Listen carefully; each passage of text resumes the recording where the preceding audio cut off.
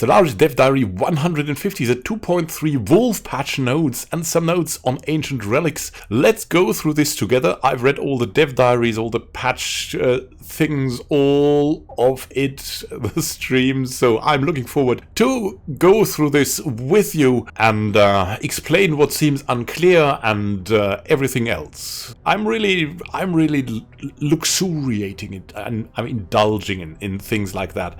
There's going to be a lot of changes, and I'm always happy also when I see fixed. Fixed is something that really makes me happy. So, 2.3 Wolfe patch. Wolfe, also a great author. I've ordered the book, one of his books. It's good to read. I've already started it. Relics of the past. So that's like the summary. A large amount of base game content has been reworked as relics and is included in the free patch. Display these trophies to commemorate your empire's greatest accomplishments. These relics possess powerful passive and active abilities.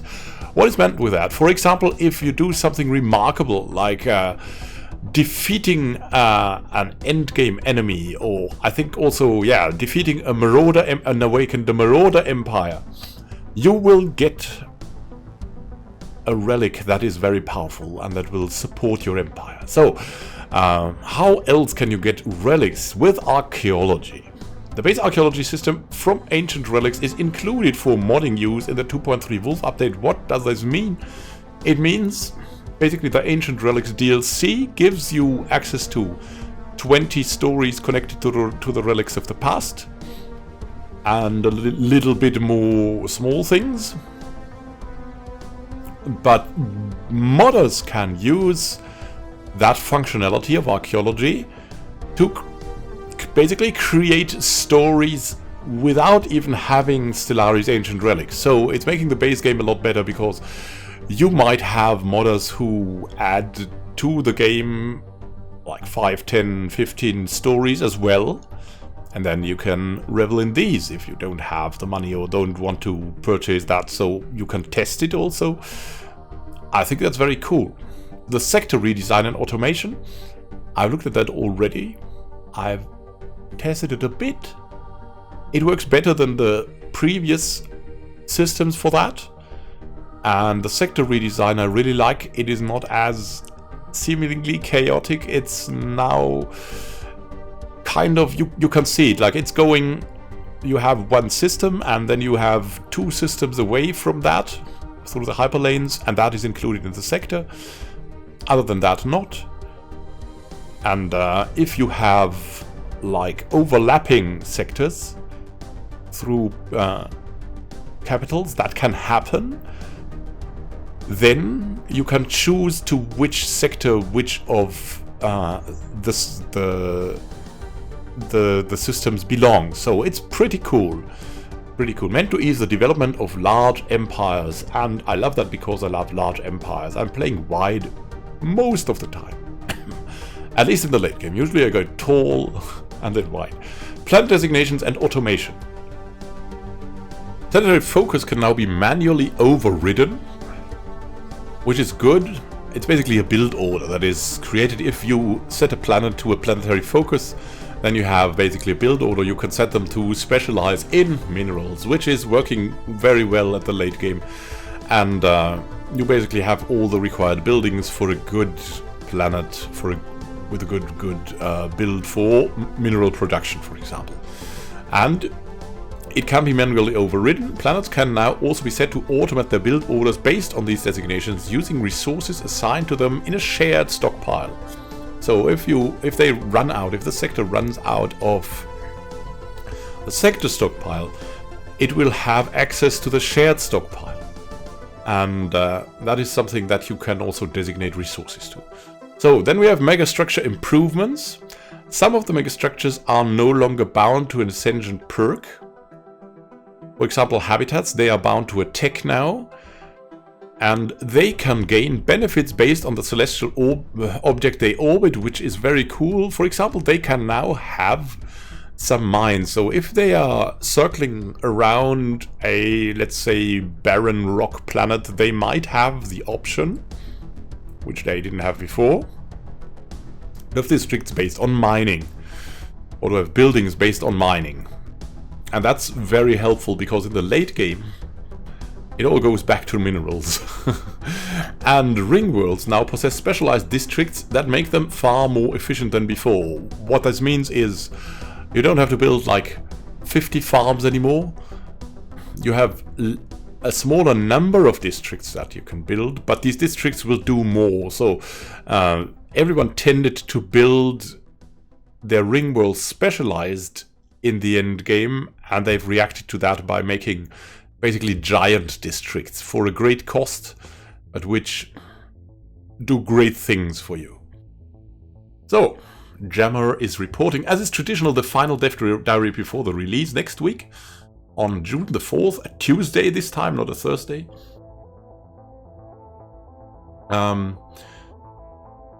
Is there at the full changelog for version 2.3.0. First they start, of course, with the Ancient Relics story pack features. I've tested it a bit. I like it.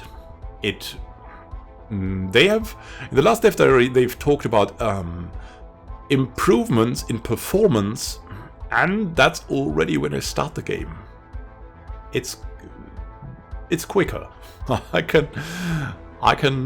I'm positive. We'll see how it works in the end game, but in the early game or at the start of the game, that sometimes had lasted like, I was like, it is loading forever. It's not loading forever anymore. Relics. Collect relics to show off the achievements of your empire. Display your glory by showing off your very own Omni Codex, Miniature Galaxy, and more. All grant powerful passive and active effects to their owner, and if you're playing for the score victory, they also grant score often. Then Archaeology, a system that allows multi-stage investigations of strange alien sites. Basically, if anomalies were short stories, these are books, with rewards for unlocking each stage. Find them, excavate them, make their secrets yours. Also added some new archaeology-themed scientist traits tying into these, like some... For example, that's scientists that get a bonus to archaeology, so they have a quicker archaeology research speed on the side, which is very helpful. And we have 2 new precursors. Learn more about the ancient history of the Stellaris galaxy with 2 more precursor races. The Baal, a peaceful plantoid hive mind, being like fruitful, Gaia-like, friendly to the environment, and the Zroni, a powerful psychic species that was the first to read the mysterious alternate dimension known as the Shroud. Find their ancient homeworlds and hopefully learn from their demise. Has there been a demise? Are they now both fighting in the Shroud? Relic Worlds. That's one of the main features. That's really cool. So you find a whole planet full of archaeological sites. Discover a new world type, a mausoleum on a planetary scale, the dead civilizations that once dwelt here left behind a treasure trove of arcane technology, which you can excavate at archaeological sites. Also, I think you can find special technologies as well. Just like you did with the anomalies and stuff, for example, getting on with the monsters of Leviathans. Just like that, you can gain access to something special also technology-wise. And of minor artifacts, the bread and the butter, so to say. A new rare resource, minor artifacts, which can be uncovered via archaeology and exploration. They can be spent to give powerful empire ethics-specific boons. Celebrate the diversity of life in the galaxy by displaying these artifacts in a museum, or destroy them to proclaim the superiority of your own eternal empire. Then there's new achievements. Unlock the mysteries of the galaxy to get 10 new Steam achievements. So now, let's go to the things everyone gets. The 2.3.0 Wolfe free features. Prior content relic rework. That's quite cool. So if you have other DLCs, then I think around 1 per at least story pack new relic is added there. Many things from the previous game content have been reworked to use the new relic system. Among several others, you can gain the isolated contingency core or the Pretherin Brood Queen as symbols of your triumph. As for example, if you defeat the Pretherin, you get the Pretherin Brood Queen. Sector redesign and automation, we've had that at the above already. Sectors have been greatly improved in 2.3, allowing the player more control over how and where they are formed, as well as giving more robust automation tools to let them run themselves if you want to focus on the bigger picture. So, the best of both worlds, you can manage them, you can micromanage them as you want it, or you can set them to automation.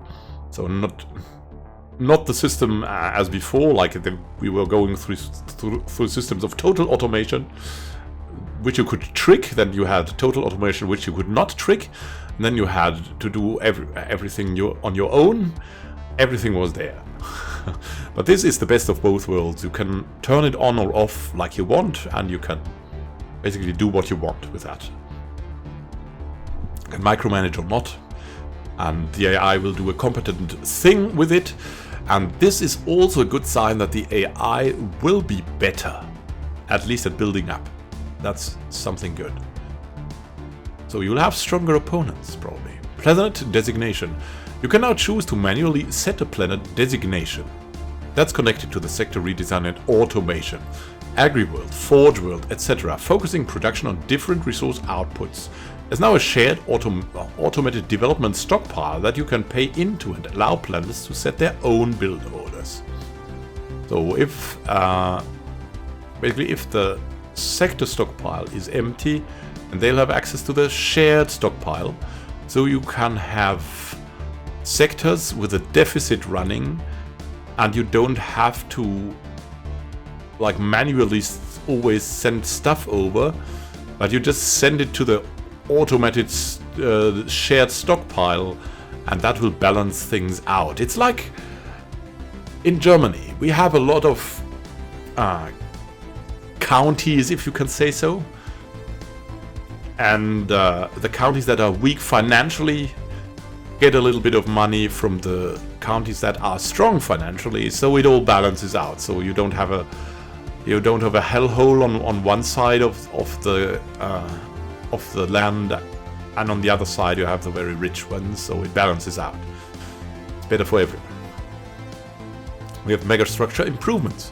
Habitats gain different effects based on the type of celestial body they inhabit. Ring worlds gain specialized, highly efficient districts. Yeah, basically saving you a lot of clicks, as I've already elaborated before. Other stuff. 2.3 is now a 64-bit application. Support for 32 bits is deprecated.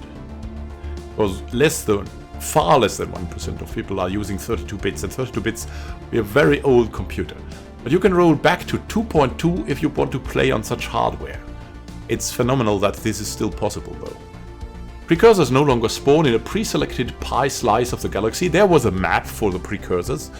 If you were going deep, you found that map that basically in the west of the galaxy. Yeah, there's no west, but you know what I mean.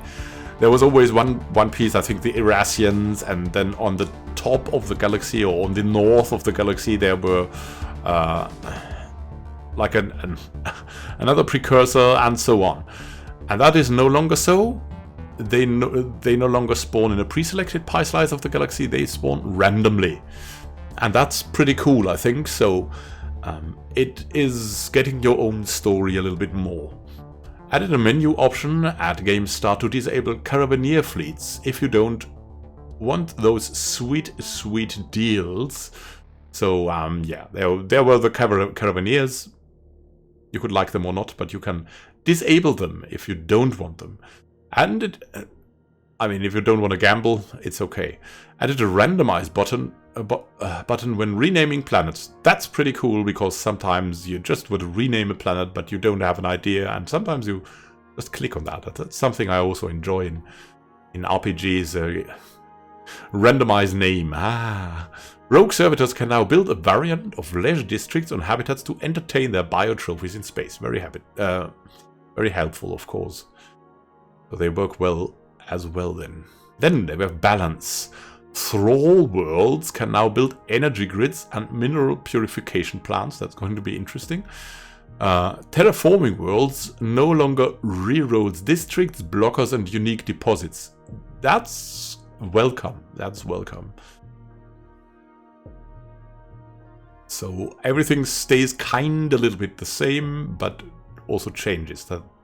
The base changes, but many things stay the same, as you would imagine it. The war technocracy, prescripted empire, is now fanatic materialist authoritarian. Why? Because the technocracy civic needs fanatic materialist now. Yeah, as below. Yeah, okay, I could have just read it, but I remembered it. Rebalanced the warm in waiting to make it more of a real threat. Nice. Habitats can now build food processing buildings, research labs, commercial zones, and holo theaters. And I think that's pretty cool because it is something that will be needed. Like food processing, you might have access to food in habitats through the hydroponics farms, I think. So if you can do that, you should have access to the food processing buildings as well. Of course, research labs. That's a big change for habitats. Makes them really useful now. Even if they don't have their special thing, you can have research labs on them. And this means something that is my favorite, having research habitats. That's going to be great. Commercial zones and holo theaters. Yeah, so, I mean, it was... You were able to fill habitats before. It was still quite easy, also nice difficulty, but this makes it a lot more enjoyable. Adjusted costs of clearing archaeology blockers. Okay, they were out of control, maybe. Habitats built over rare deposits now gain the associated deposits. And that's pretty cool. So you don't have to worry about, no, I cannot have that there. Now you can. Mastery of Nature Ascension perk requirement reverted can once again be picked in the first slot. And that's very nice because it's something like that you want in the first slot if it increases your ability to remove blockers. Then Ecumenopolis districts now require rare resources to build and upkeep. So Ecumenopolis has been balanced. We'll see how this works out. It's still a very good thing to have, but it was a little bit out of control because you didn't need the rare resources that much. Low habitability now also reduces pop growth and drop output by 0.5% per missing habitability. That's very cool because before you could often just ignore habitability. Gaia World terraforming time reduced from 7,200 to 3,600 days. Cost reduced from 10,000 to 7,500. Probably not many people were doing a Gaia World terraforming. I think that will stay the same, but I could be wrong.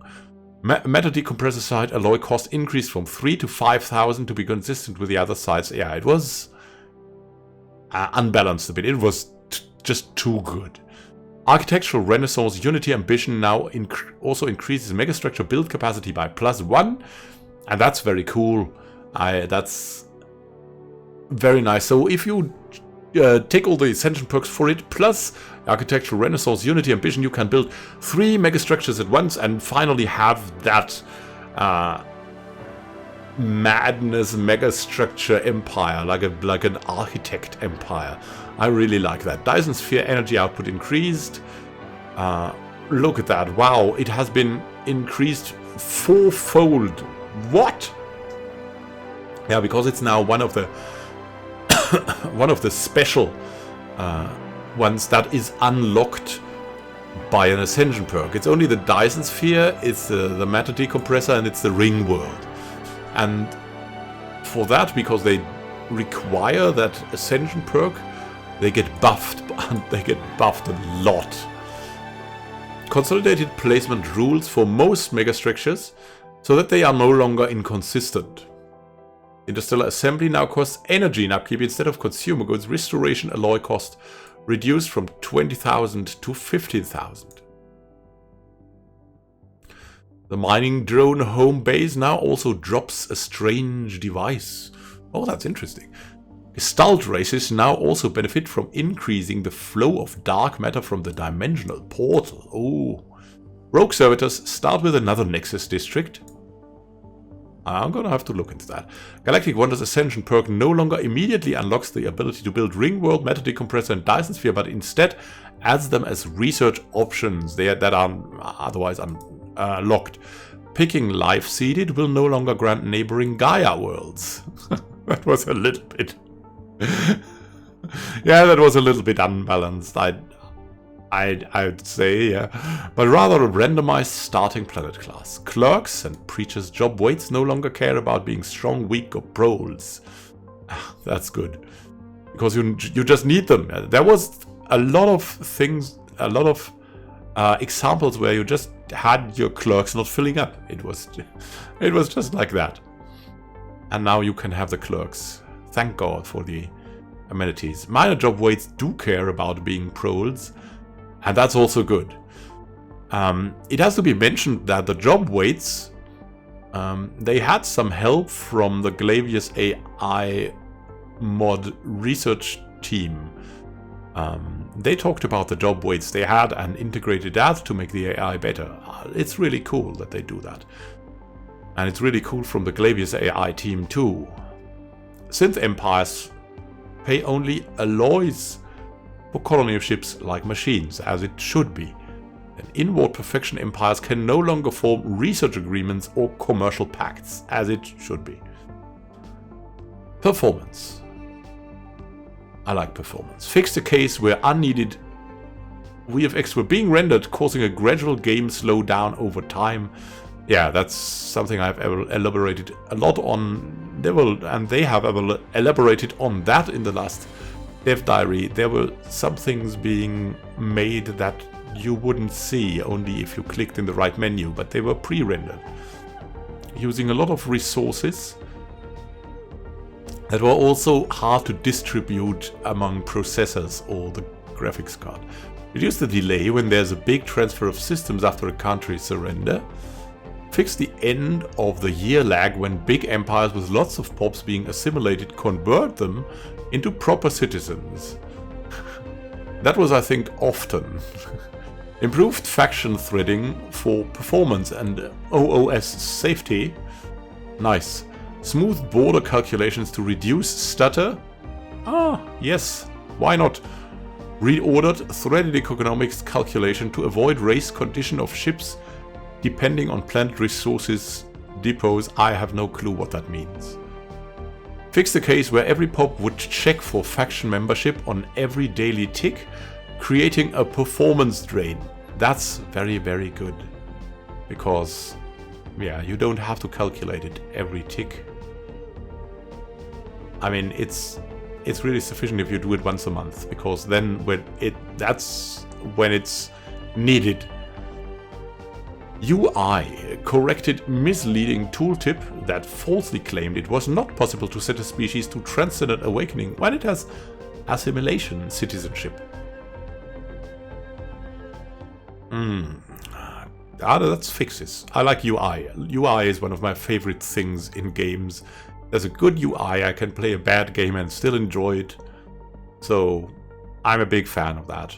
If there's a bad UI, there might be a good game, but I cannot enjoy it. Oh.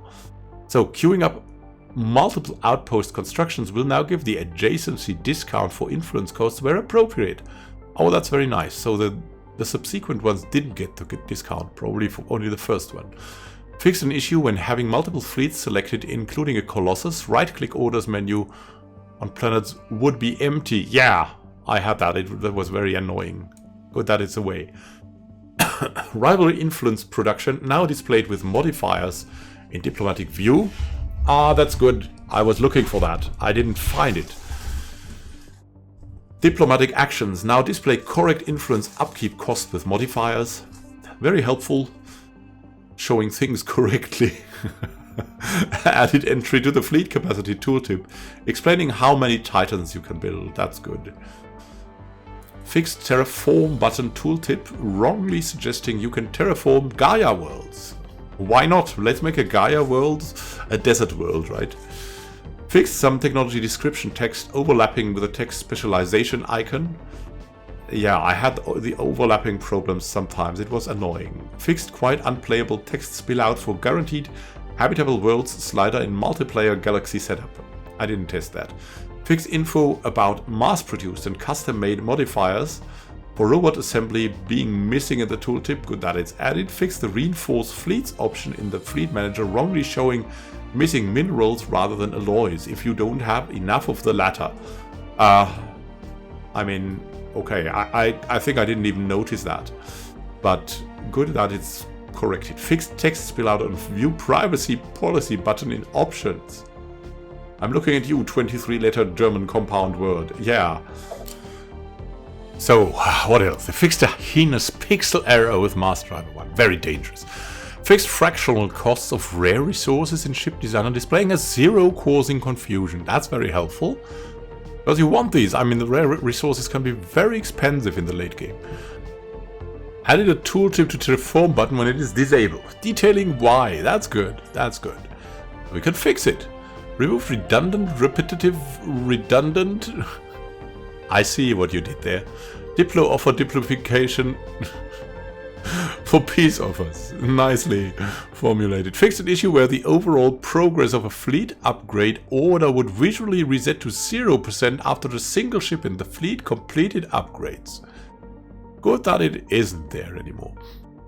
Fixed observer outliner to be less broken along with the hot join interface. Something less broken is always fun. Fixed missing species portrait in the declining pop window.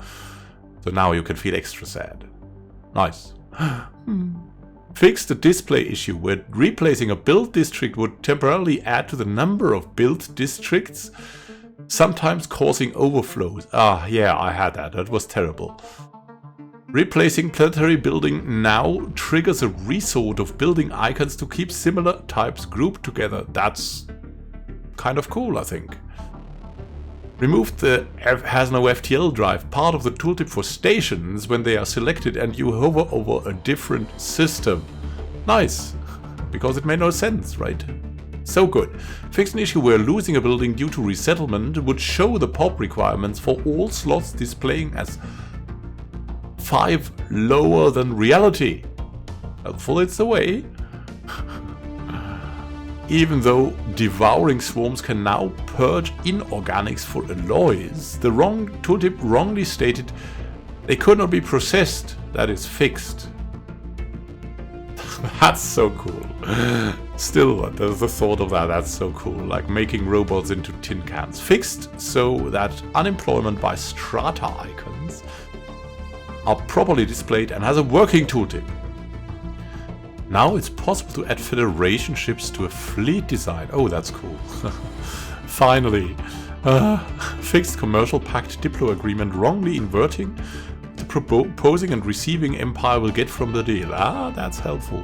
Fixed visual issue wrongly showing 0 tech progress until after first monthly tick. That was really annoying. So yeah, that also led to all kinds of things.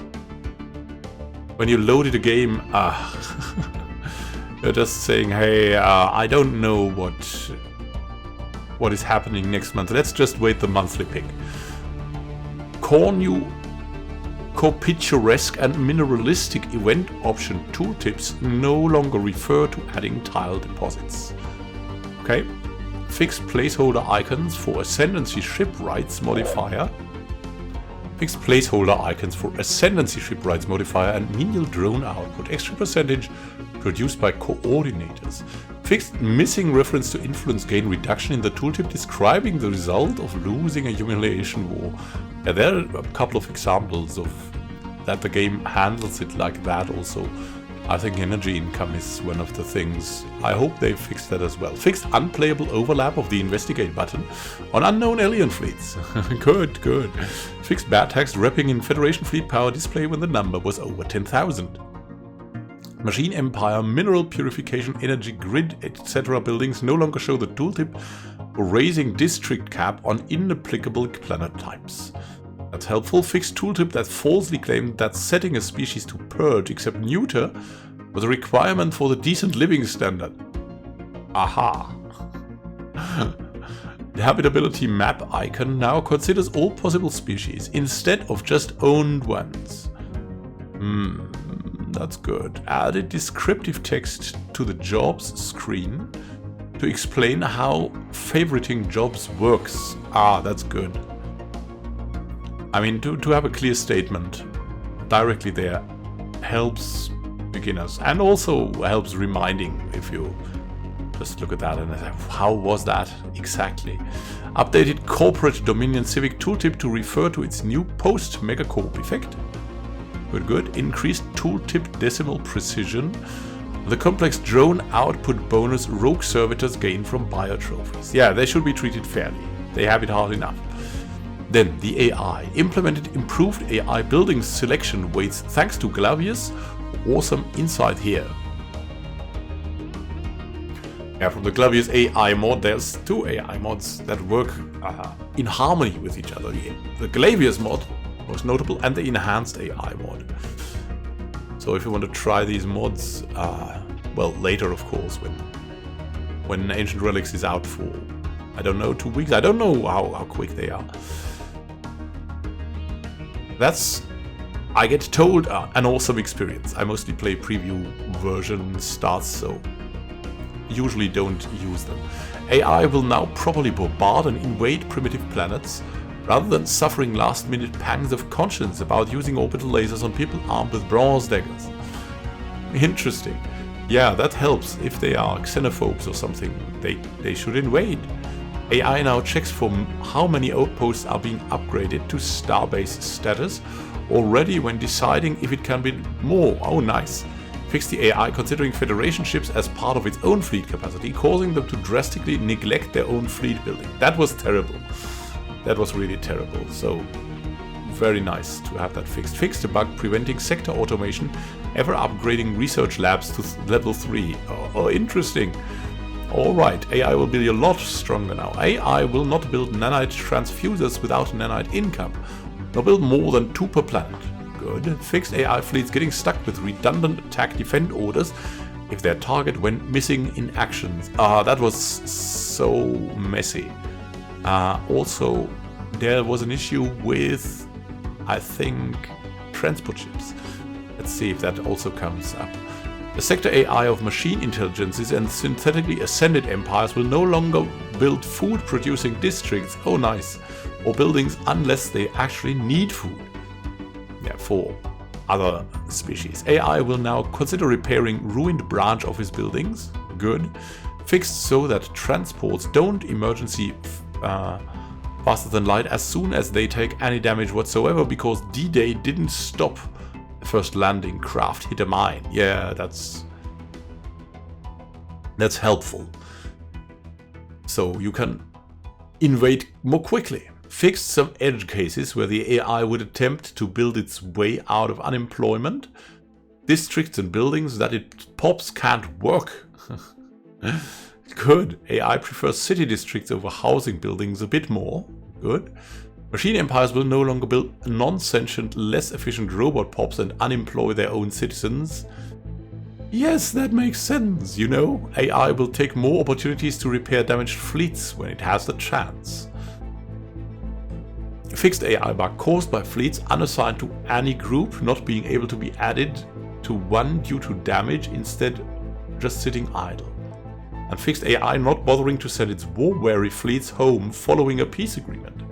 Oh my god. Good. Then we come to modding. Yeah, I don't know much about modding, but I'm always happy it's there because there are so many great mods, from visual mods to portrait mods to AI mods to basically unlocking a lot of creativity mods and full conversions. I really like that. It's just that I don't have, usually I'm covering like the base game and then I don't have time for the rest, unfortunately. So, the Archaeology system from Ancient Relics is open for modding use, I've told it already.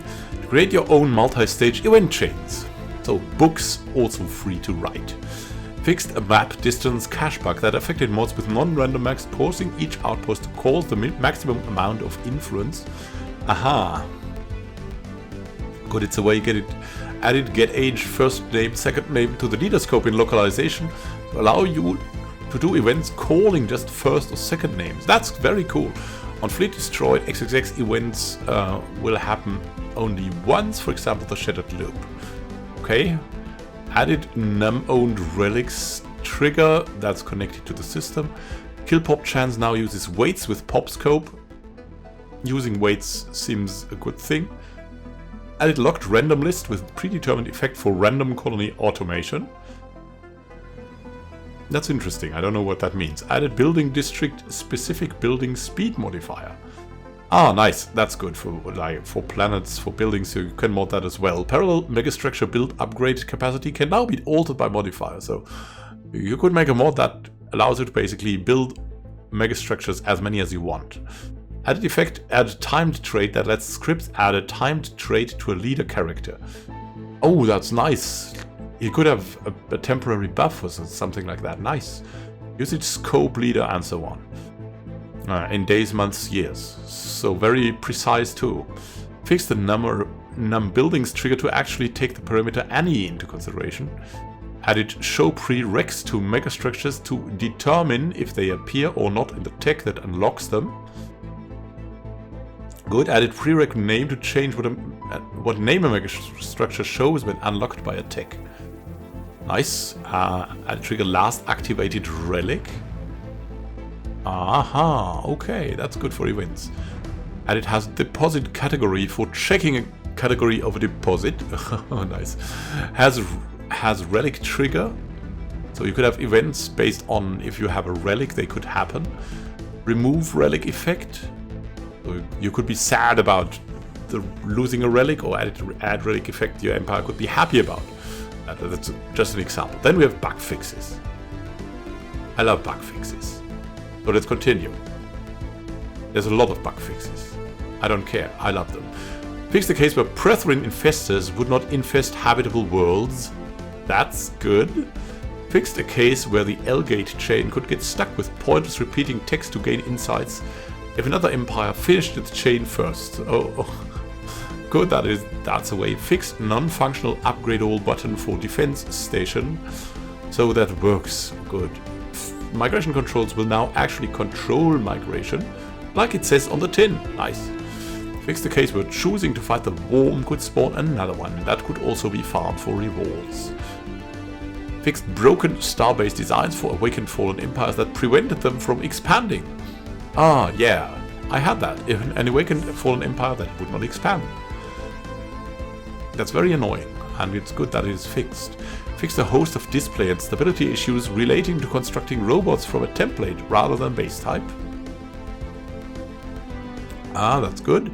Caravaneers will no longer offer the bunk, beds and food containers deals to empire types that cannot use them. Oh, that's good. That's happiness. Put in safeguards to prevent game events dependent on contact with another normal empire. The prince, legible, etc. from firing before you've made first contact with any. Makes sense, eh? Cybernetic pops should now be able to survive poorly on machine worlds, which now have a base habitability of 0, offset somewhat by their 20% tolerance, so you have time to assimilate them. Fixed organics being assimilated, not being put in a proper job and stratum, leading to no assimilation progress at all. Yeah, that was bad, I think also for hive minds, I'm not sure. Hive minds getting into normal empires and stuff like that. Fixed a bug when pop growth penalty due to a low habitability was not applied. Good, yeah, fixing habitability is good in all of that. They really made progress. Everything like you read there is really big progress.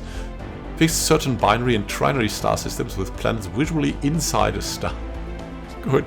Fixed the bug when state of truce does not force opening borders. Fixed unintended case where borders force opened by a peace deal could have trade routes sent through them, creating weirdness like piracy in Gestalt empires, etc. I think I had that. Fixed Iron Man cloud saves being overwritten if you play the same empire in separate games. Ah, yeah, that's something a lot of people will be happy about, or rather not angry anymore. Fixed the old with defects event tooltip stating it would grant progress in one technology, instead applying it at random to one the player had all available. Okay. To research. Fix the crash on Mac when attempting to load a game with a resettlement screen open. Oh? Fixed literally unplayable typos. Oh, that's so good. Null void beams no longer wrongly appear outside of the portal events. I had a null void beam, but it was from the portal event. Replaced placeholder icons for certain ship station types in fleet combat results, etc.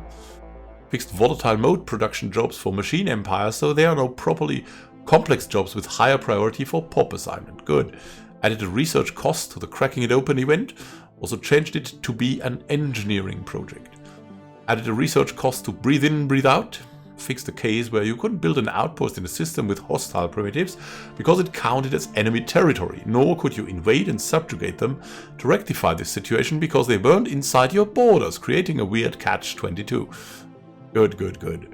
Fixed a confusing visual issue when using manual ship design, where going to the ship designer would automatically show newly researched components even if your ship doesn't actually use them. I think I had that. Fixed the penalty for going over your starbase cap only being applied once you were 2 starbases over the limit. Making the rules work is helpful. Made sure Galaxy and Advanced Galaxy console commands are functional again. That's really nice for experimentation. Fixed the crash on game save. That's, of course, very helpful always. Fix the free alloys exploit with downgrading defense platforms. Fix planetary features with blockers that are cleared by an event not granting districts properly until after a game reload. I think I had that too. That was very annoying. You can now choose to station military ships at things like wormholes the same way you can with civilian ships. Fix a mysterious lyrics crash when colonizing a planet and the species somehow gets invalidated. Before finished. What? Yeah, that's really mysterious. Crash fix when invalid leaders are left in a country's leader pool. My goodness. Fix the low stability warning on game start.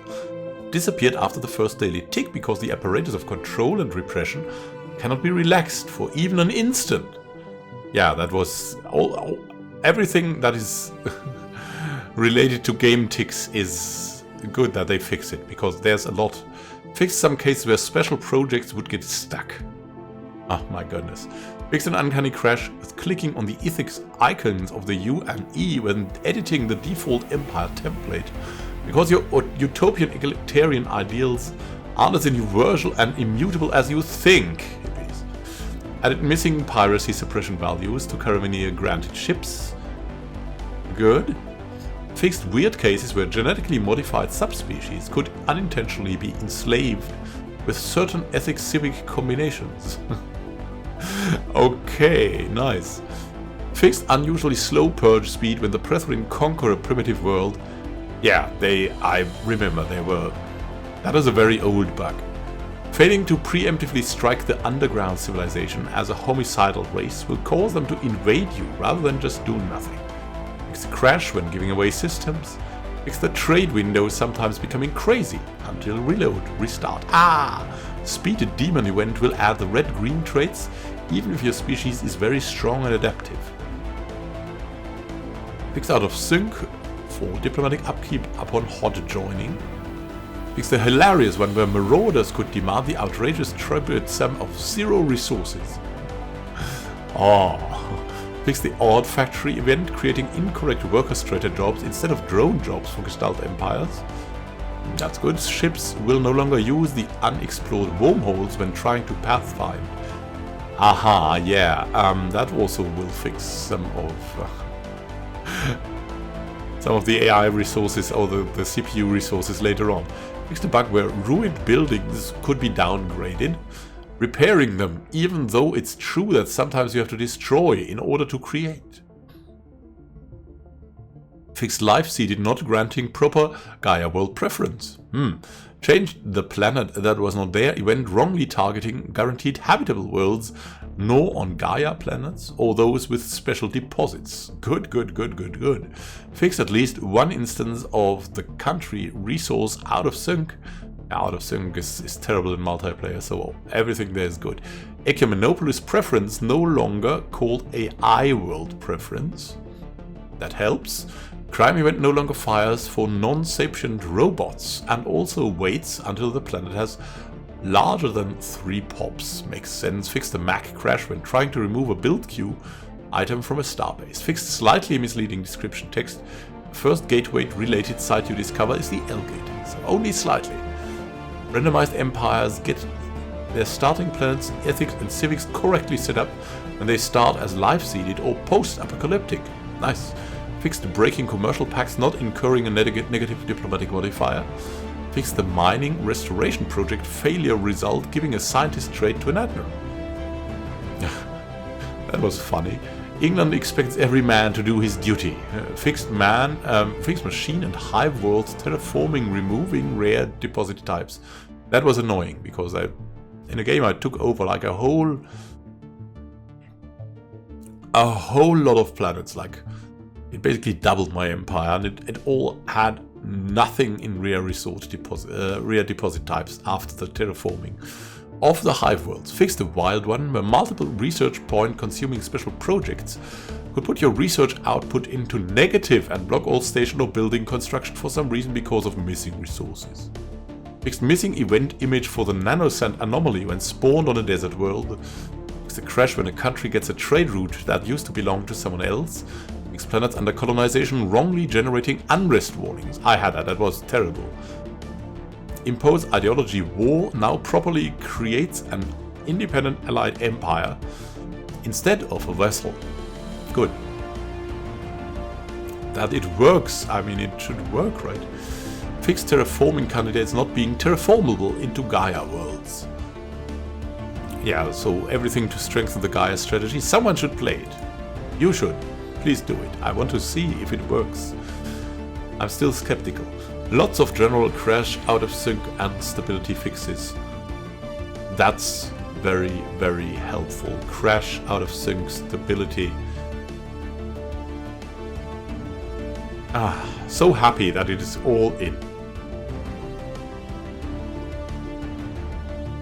That is making, probably the number of fixes is making Stellaris as much a better game as the DLC and the patch. Or even more so.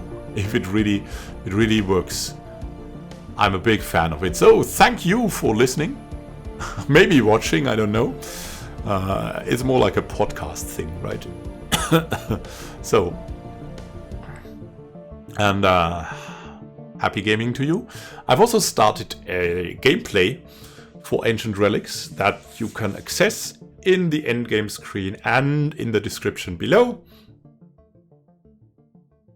I'll link the playlist. So, thank you for watching. Happy gaming to you. See you in one of the next videos about Stellaris.